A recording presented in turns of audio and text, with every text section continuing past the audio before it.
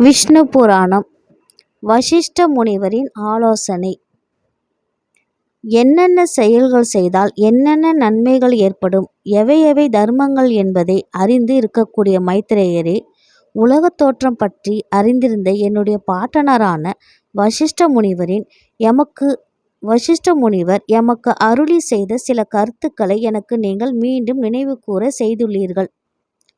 பராசர முனிவரின் கோபமும் அரக்கர்களின் அழிவும், அதாவது முன்னொரு காலத்தில் விஸ்வாமித்திரரால் ஏவப்பட்ட அரக்கன் ஒருவன் என் தகப்பனாரை பழித்தீர்த்து அவரை கொல்வதற்கும் காரணமாக இருந்தார் என்பதை நான் அறிந்த பொழுது எனக்குள் ஏற்பட்ட கோபத்திற்கு அளவு என்பதே கிடையாது. அரக்கர்கள் மீது எல்லாம் எமக்கு மிக பெரும் அளவில் கோபமும் விரோதமும் ஏற்பட்டது. அதன் விளைவாக அரக்கர்கள் எல்லோரையும் அழிப்பதற்காக யாகம் ஒன்றை யான் துவங்கினேன். யான் தொடங்கிய அந்த யாகத்தின் விளைவாக பல்லாயிரக்கணக்கான அரக்கர்கள் அழிந்தார்கள். வசிஷ்ட முனிவரின் ஆலோசனை. நிகழ்ந்து கொண்டிருக்கக்கூடிய நிகழ்வுகள் யாவற்றையும் கண்டு கொண்டிருந்த எனது பாட்டனரான வசிஷ்ட முனிவர் மிகவும் வருத்தப்பட்டார்.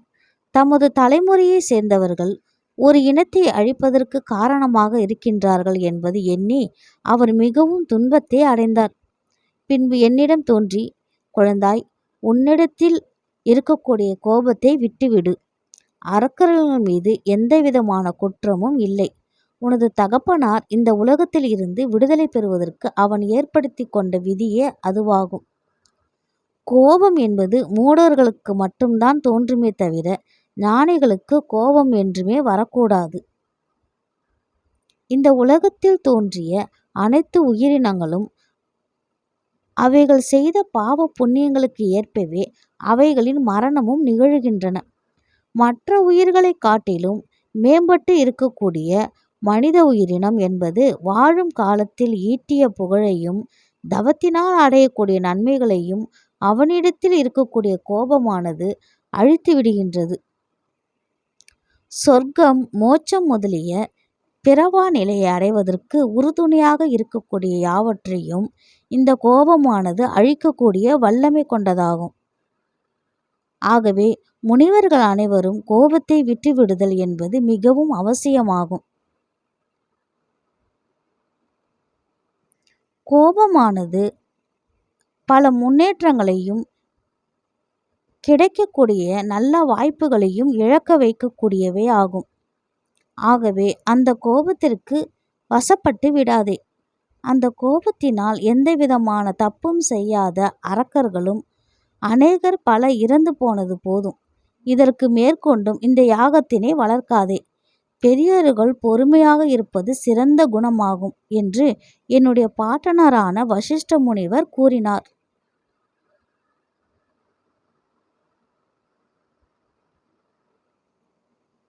அதை கேட்ட நானும் அவர் கூறிய பேச்சுகளில் இருந்த உண்மையை அறிந்த பின்பு என் மனதில் இருந்த கோபங்களை நீக்கி அந்த யாகத்தையும் நிறுத்திவிட்டேன்.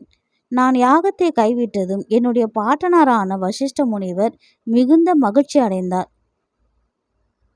வரமும் அருளும் பெறுதல்.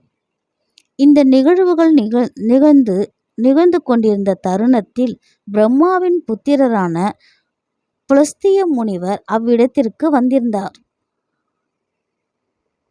என்னுடைய பாட்டனரான வசிஷ்ட முனிவர் அவரை கண்டதும் மிகுந்த மகிழ்ச்சி அடைந்ததோடு மட்டுமல்லாமல் அவர் அமர்வதற்கான இருக்கையையும் அவருடைய திருவடிகளையும் சுத்தம் செய்து அவரை மிகுந்த மதிப்போடும் மரியாதையோடும் அன்போடும் உபசரித்து கொண்டிருந்தார். அப்பொழுது என்னை நோக்கிய புலஸ்திய முனிவர், பராசரரே, உமக்கு பெருமளவில் கோபங்கள் இருந்தாலும் குருவாகிய உன் பாட்டனாரின் பேச்சினை கேட்டதும் பொறுமை அடைந்தாய். இனிமேல் அந்த பொறுமையுடன் சகல சாஸ்திரங்களையும் கற்றுக்கொள்வாயாக. கோபத்தினால் இனி வர இருக்கின்ற சந்ததியினரையும் அழியாமல் செய்த உனது பொறுமையின் பெருமையை பாராட்டி உனக்கு வேறு ஒரு வரத்தினையும் அளிக்கின்றோம்.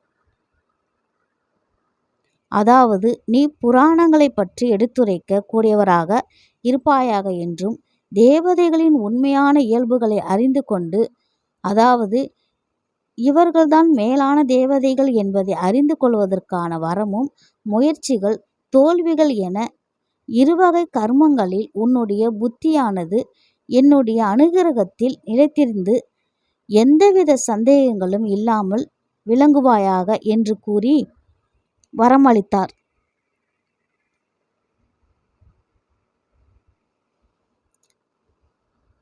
நிகழ்ந்து இருக்கக்கூடிய அனைத்தையும் கண்டு கொண்டிருந்த எனது பாட்டனாரான வசிஷ்ட முனிவரும் என்னை பார்த்து, பராசரா புலஸ்தியர் அருளியவை அனைத்தும் உமக்கு சித்தியாகட்டும் என்று கூறினார். இவ்விதமாக மிகச்சிறந்த முனிவர்களான புலஸ்தியர் வசிஷ்டரின் அருளால் புராணங்களை கூறுவதில் சிறப்புற்று இருக்கின்றேன் என்று எண்ணும் பொழுது நீ கேட்ட கேள்வியினால் இந்த நினைவுகள் மீண்டும் என்னிடத்தில் தோன்றின.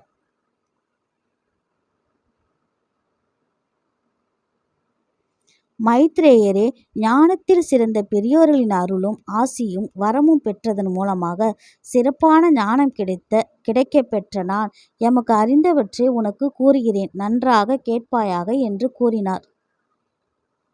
புராணங்களின் அடிப்படையில் இந்த உலகத்தின் தோற்றம் எவ்விடத்தில் இருந்ததென்றால், இந்த உலகமானது ஸ்ரீ விஷ்ணுவிடத்தில் இருந்து உருவாக்கப்பட்டது. அவரிடத்தில்தான் இருந்தது. இந்த உலகிற்கு ஆதியும் அந்தமுமாக அவரே இருக்கிறார். இந்த உலகங்களில் இருக்கக்கூடிய அனைத்தும் அவராலேயே உருவாக்கப்பட்டு அவருடைய சொர்பமாகவே இன்றளவும் ஏன் இனிவரும் காலங்களிலும் இருக்க போகின்றது. அவர்தான் உலகம், அவரேதான் உலகம் என்று மைத்ரேய முனிவரின் கேள்விக்கு பராசர முனிவர் விளக்கம் அளித்தார்.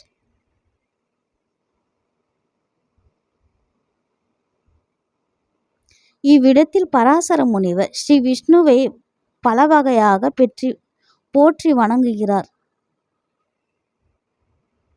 எந்தவிதமான விகாரங்களும் இல்லாதவராகவும் தூய்மையானவராகவும் நித்தியம் உடையவராகவும்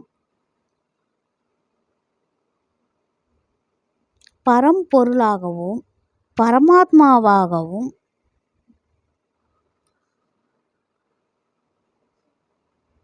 எந்த நிலையிலும் எந்த காலங்களிலும் எவ்விதமான சூழ்நிலையிலும் மாறாத இயல்புடைய மங்கள விக்கிரகம் உடையவராகவும் சகல சௌபாக்கியங்கள் யாவற்றையும் கொண்டிருக்கக்கூடியவரான வெற்றிசாலியான ஸ்ரீ மகாவிஷ்ணுவுக்கு எனது பணிவான வணக்கங்கள்.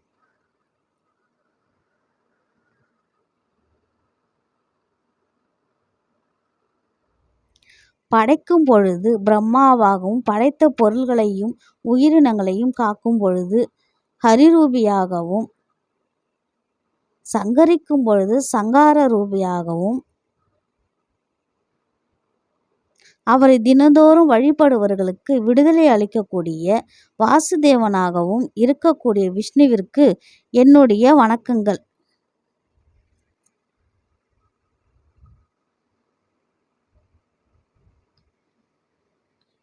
இந்த பரந்து விரிந்து இருக்கக்கூடிய பிரபஞ்சங்கள் எல்லாவற்றிற்கும் ஆதாரங்களாகவும்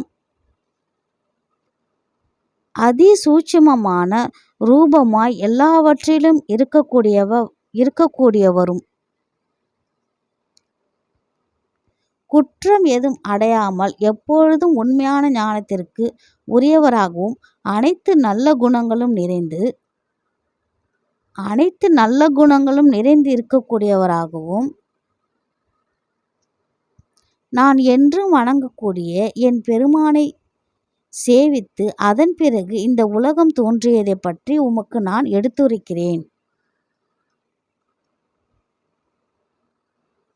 இந்த உலகத்தில் படைப்பு கர்த்தாவாகவும் எம்பெருமானின் நாபி கமலத்தில் இருந்து தோன்றியவராகவும் உற்பத்தி நாசம் முதலியவற்றை அறிந்திருக்கக்கூடிய உலக தந்தையாக இருக்கக்கூடிய பிரம்மாவிடம் உலகம் எவ்விதத்தில் தோன்றியது என்ற கேள்விக்கு அவர் அளித்த பதிலை நான் உமக்கு இப்பொழுது எடுத்துரைக்கின்றேன்.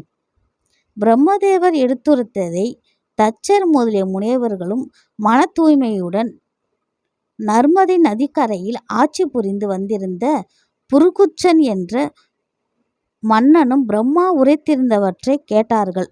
அவர்கள் கேட்டு அறிந்து கொண்ட விஷயத்தை சாரஸ்வதன் என்ற முனிவருக்கு எடுத்துரைத்தனர். அந்த முனிவரின் அருளால் நான் அவற்றை அறிந்திருந்தேன். இவ்விதமாக பரம்பரை ரீதியாக நான் அறிந்து வந்திருந்த மகாபுராணத்தை விளக்கமாக உமக்கு எடுத்து உரைக்கின்றேன்.